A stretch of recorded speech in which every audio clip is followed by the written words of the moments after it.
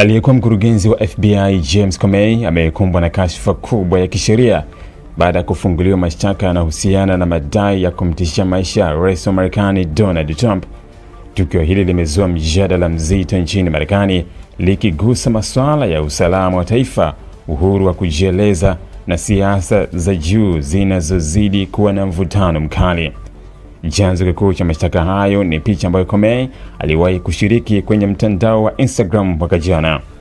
Picha hiyo ilionyesha magamba ya baharini yaliyopangwa kwa umakini na kuunda namba 86 na 47. Kwa mujibu wa waendesha mashtaka, namba 86 katika lugha ya mitaani nchini Marekani mara nyingi hutafsiriwa kama kuondoa au kuangamiza, huku 47 ikihusishwa na nafasi ya Trump kama rais wa 47 wa Marekani. Tafsiri hiyo ndio imechukuliwa kama msingi wa madai kwamba Comey alitoa tishio lililolenga maisha ya Rais Trump. Hata hivyo, Comey amekanusha vikali madai hayo. Akizungumza baada ya kushtakiwa rasmi, alisema hana hatia na hana hofu yoyote kuhusu mchakato wa kisheria unaoendelea.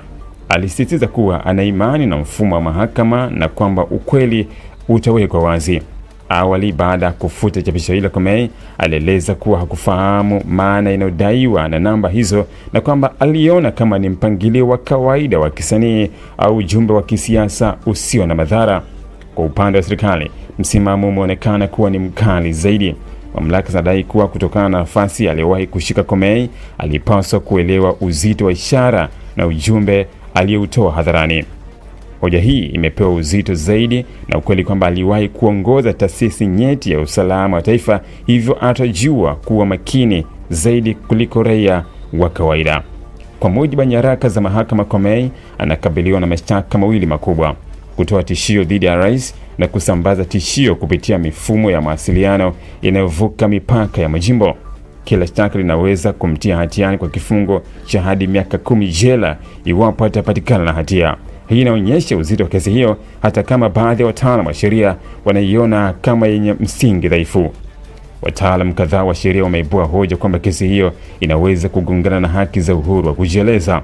Wanasisitiza kuwa chapisho la mtandaoni bila ushahidi wa dhamira ya moja kwa moja ya kutekeleza tishio linaweza kulindwa kikatiba. Hata hivyo, upande wa mashtaka umeonekana kuamini kuwa muktadha na historia ya Comey vinaifanya kesi hiyo kuwa na tofauti na matukio ya kawaida ya uhuru wa maoni. Mvutano kati ya Trump na Comey una historia ndefu. Mwaka 2017 Trump alimfuta kazi Comey ghafla alipokuwa bado anaongoza FBI, hatua inayokuja wakati Comey alikuwa anasimamia uchunguzi kuhusu madai ya uingiliaji wa Urusi katika uchaguzi wa rais mwaka 2016. Tangu hapo, uhusiano wao umekuwa na uhasama wa wazi, huku Trump akimkosoa mara kwa mara hata kutaka achukuliwe hatua za kisheria. Mashtaka ya sasa si ya mara ya kwanza kwa Comey kukabiliwa na changamoto za kisheria chini ya utawala wa Trump. Aliwahi pia kushtakiwa kwa madai ya kulidanganya bunge la Marekani, kesi ambayo baadaye ilifutwa na mahakama kutokana na kile kilichoelezwa kuwa matatizo ya kisheria katika uteuzi wa mwendesha mashtaka.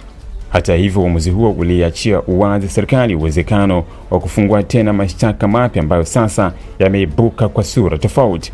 Wachambuzi wa siasa wanaona kuwa hatua kama hii ni sehemu ya mvutano mpana wa kisiasa unaoendelea nchini Marekani, ambapo taasisi za sheria na usalama zinazidi kuhusishwa na mapambano ya kisiasa. Wengine wanaamini kuwa kesi hiyo ni jaribio la kuwajibisha watu wenye ushawishi wanaoweza kutoa ujumbe hatari, huku wengine wakiona kama ni juhudi za kumlenga mpinzani wa kisiasa.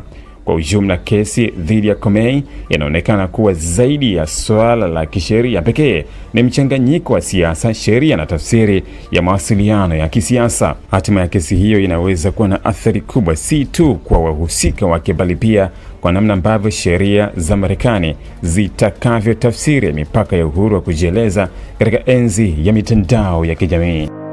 Ili kuwa mwanafamilia bora wa Global TV, usisahau kusubscribe, like, kushare na kucomment. Baada ya kusubscribe, bonyeza alama ya kengele ili kupata taarifa kwa kila video inayopanda Global TV.